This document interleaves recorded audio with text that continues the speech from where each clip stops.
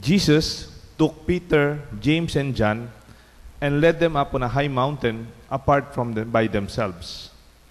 And he was transfigured before them, and his clothes became dazzling white, such as no fuller on earth could bleach them. Then Elijah appeared to them along with Moses, and they were conversing with Jesus. Then Peter said to Jesus in reply, Rabbi, it is good that we are here. Let us make 3 tents, one for you, one for Moses, one for Elijah. He hardly knew what to say. They were so terrified. Then a cloud casting a shadow over them. From the dark cloud came a voice, This is my beloved Son. Listen to him. Suddenly, looking around, they no longer saw anyone but Jesus alone with them. As they were coming down from the mountain, Jesus charged them not to relate what they had seen to anyone, except when the Son of Man had risen from the dead. So they kept the matter to themselves, questioning what rising from the dead meant. My dear friends, the good news of our salvation. Praise to you, Lord Jesus Christ.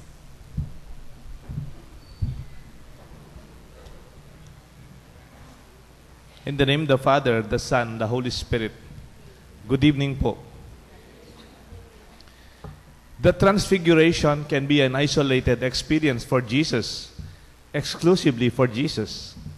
But when did we also experience transfiguration in our life? There are transfiguring experiences, mga karanasan na nagpapabago sa atin. Karanasan that are not ordinary, but they are from the mountain experience. When you see the wonderful view from another perspective. Let us see some examples on how we can experience transfiguration in our life. Baka sabihin niyo, Father, di ba si Jesus lang yung na-transfigure? But pati tayo naman. Yes, why not? Why cannot we relate and bring down the experience of Jesus in our own experiences that we can call transfiguring experiences? I believe there is transfiguration in us when we experience deep personal encounter. When I say deep personal encounter, hindi po yung shallow, impersonal encounter. Yung malalim na karanasan ng hindi yung videoke lamang or party, yung chill-chill, kundi yung something deeper than that. Take note, sa gospel, the bright light experience when Jesus was transformed into very, very bright light, Jesus actually was never alone. He was with the company of friends, Peter, James, and John, and also he was with Elijah and Moses. Can we experience deep personal encounter when we are with good and true friends? Can we also experience deep personal experiences with loved ones? Opo. Alam nyo, kung minsan baka tumatas ang kilay nyo kasi marami tayo kasing karanasan na masaya, maingay, pero mababaw. Wag po kayong magalit, ne? These are not transfiguring. It does not make any difference. Pareho lang. You can spend the whole summer. You can go to different places. But there are moments that are different. There is deep dialogue that transforms us. Prayer is transforming. If you only see prayer, not only you saying something about Jesus, but a deep dialogue with the Lord. Actually, I invite you, after the Mass, meron pong adoration ang ating mga EMDC at mga nasa parokya natin. Adoration supposed to be a deep experience of encounter with the Lord in silence. Kaya lang, kumisan our right is very, very, very verbose, very talkative. But we can also just keep quiet and as the community prays, we can just listen. During First Friday, bago po yung misa, alas 5:30 o alas 5, mayroon pong adoration yung ating mga honorarias. You can also join them. That's another deep experience of prayer that can be transforming. Alam niyo po, last Monday yata, o 2 Mondays ago, mayroon pong taga St. Jude na ngayon nasa Canada na. Yung presidente ng ating mga companions, yung pong nangongolekta at nag-o-offer. Nasa Canada yung presidente nila. Kasi nanganak yung anak niya, may apo, tumulong siya doon. Nagdespedida po kami dito sa second floor. Humabol po ako. Dinatnan ko po sila, kumain na. Nakikain po ako. Dinatnan ko sila, nagbibidyoke sila. Nakipag-bidyoke din po ako. Naka-97 po ako. Kasi yun yung pambato ko. Praktisado po ako doon. Kahit ako dyan, binabasa ko, memorize ko na yun. Pero alam niyo po, nung merong naka 100 sa kanila, medyo alas 10 na ng gabi, bago naka 100, hindi ko alam sino yung naka 100. 100, alas 10 na ng gabi. Sabi ko, sandali, time out. Okay na tayo dyan. May naka 100 na. Tama na. Baka bababa na naman yung score natin. Bago naman tayo maghiwalay-hiwalay, kanina pa tayo kumakain, kanina pa tayo kumakanta, magkwentuhan muna tayo. Tapos nagpalibot po sila, konti lang po sila, mga 20 lang, less than 20. Sabi ko, what do you feel for your apostolate in our parish as companions of St. Jude? Isa-isa po, nag-share sila. I feel proud. I feel meaning in what I do. May nakapagsabi ngayon, nakakalabas na ako sa bahay namin. Noon, nahiya ako lumabas ngayon. I feel I am serving my community. It gives joy that I have friends. Ang ganda po ng kwentuhan. I also shared my heart with them. Then sabi ko, anong gusto nating sabihin sa ating outgoing president kasi pupunta ng Canada? Then sabi na, salamat. We will wait for you. We will pray for you. Ngayon, meron tayong incoming president naman. Yung vice president, I want you to support her, to rally behind her, to be with her. And then, we ended up with prayer. Salamat. Natapos yung gabi namin sa dasal. Natapos yung gabi namin sa sharing. Tayong mga Kapampangan, maingay. Tayong mga Kapampangan, masarap magluto at masarap kumain. Tayong mga Kapampangan, madaldal. At mahilig din tayong madbidyoke. Pero I challenge our encounter. It can be deeper. Ako okay lang sa akin bidyoke. Okay lang sa akin yung maingay. Gusto ko rin yun. Maingay din kasi ako. Pero there are moments you remember and you will not forget. You will not forget deep kind of sharing of the heart. You don't have to do it every day. But sana there will be moments that you experience transfiguration.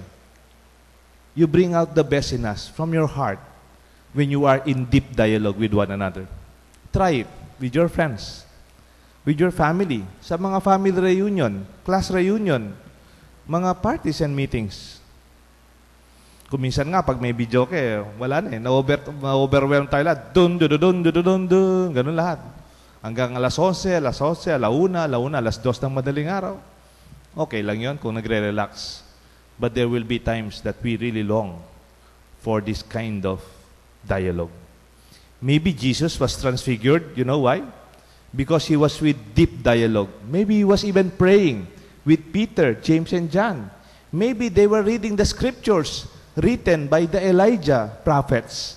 Maybe they were reading the teachings and the laws of Moses. That's why they were in dialogue and they experienced the light in their midst. pag malalim po yung kwentuhan, pag malalim po yung samahan, doon nagkakaroon ng transfiguration. Pagbabago. Bigyan ko po kayo ng example.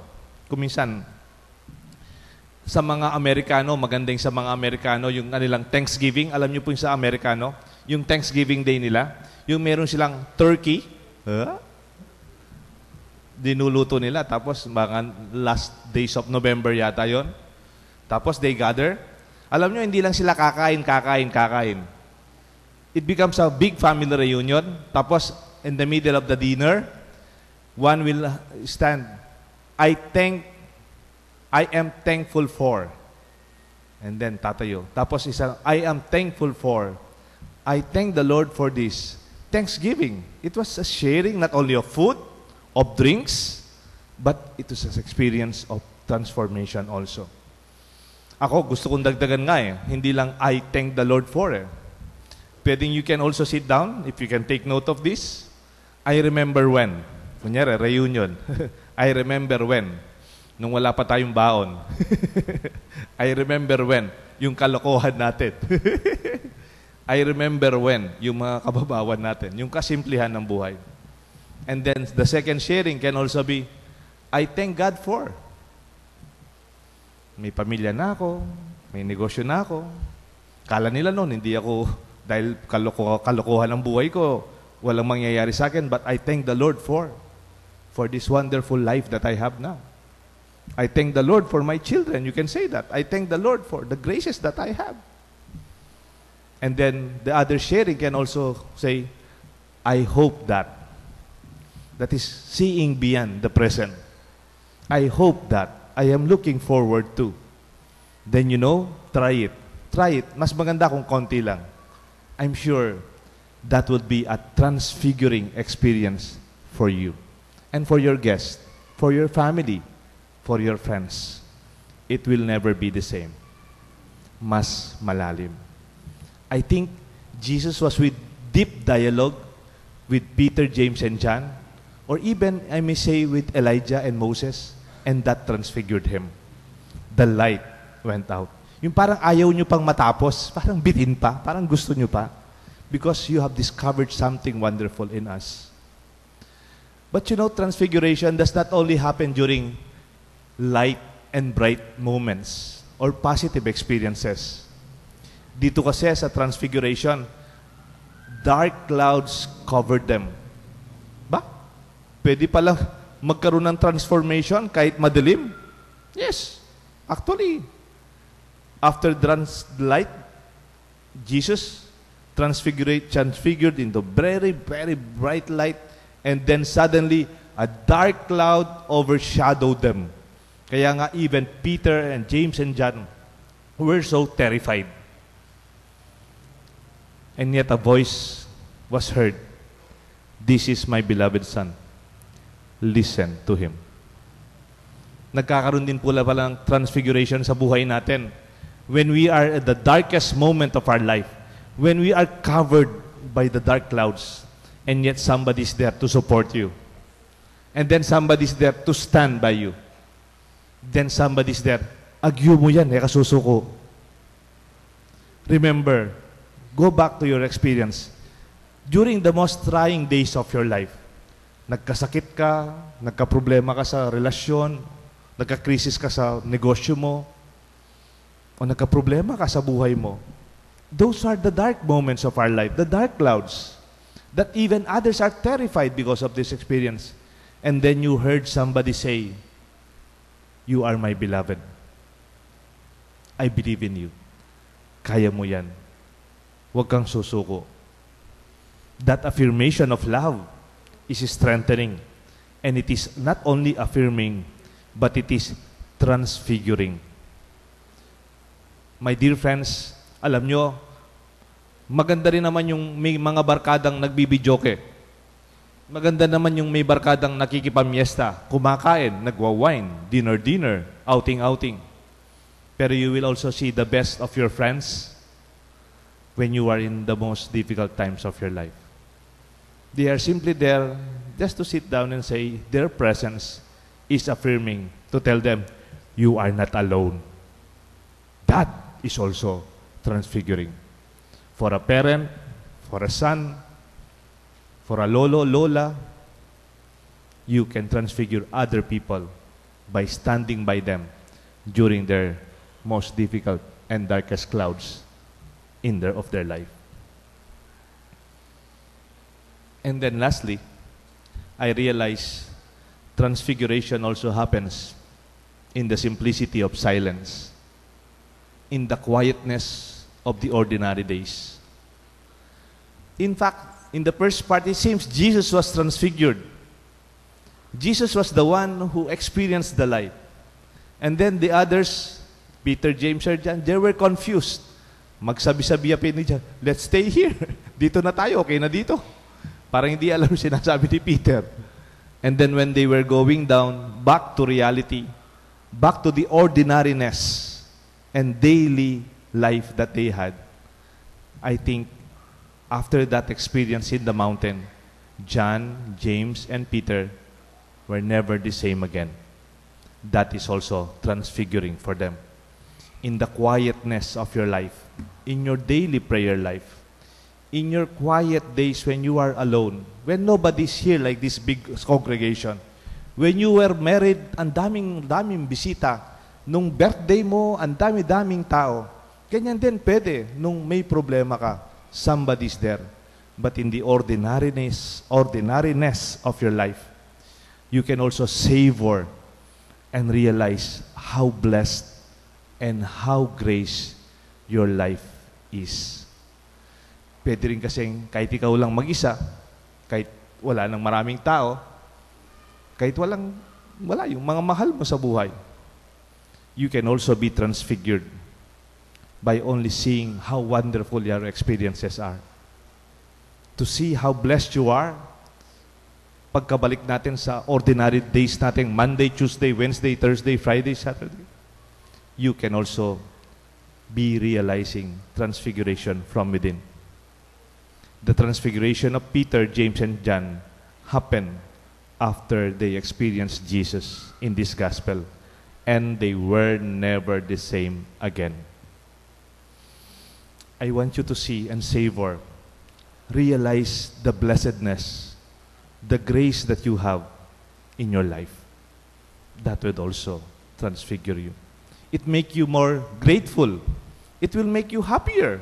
It can make you more positive. It can even make you more stronger in terms of your faith, like in the first reading in Abraham. When you are transfigured in your life, you are never insecure. Nakatatakot. Nakamakwenta. Nakamagalinlangan. Because you know what it takes to go through those experiences of the high and the dark moments of our life. Maybe I just want to end with my experience. Alam niyo po, in this ordinariness, 10 years po ako sa seminary. More than 10 years. For me, the transfiguring experience I had in the seminary, we play every day. Basketball po kami, naglilinis, nag-aaral, araw-araw. But transfiguration for me were experienced during my formative years when I was in deep dialogue with my spiritual directors. Ang sarap po sa seminaryo, namimiss ko. Once a month, may appointment ka sa yung director at saka sa yung spiritual director. Ang maganda doon, kakausapin ka, ikaw lang mag-isa. Isang gabi. After dinner, you have an appointment with your spiritual director. Ikaw lang kakausapin niya. Walang cellphone, walang television, walang gimmick. Kayo lang dalawa. You can pour your heart and He will listen to you. He can affirm you. He can challenge you. He can question you. He can correct you. But what is important, I realize, looking back, those years transformed me for who I am today.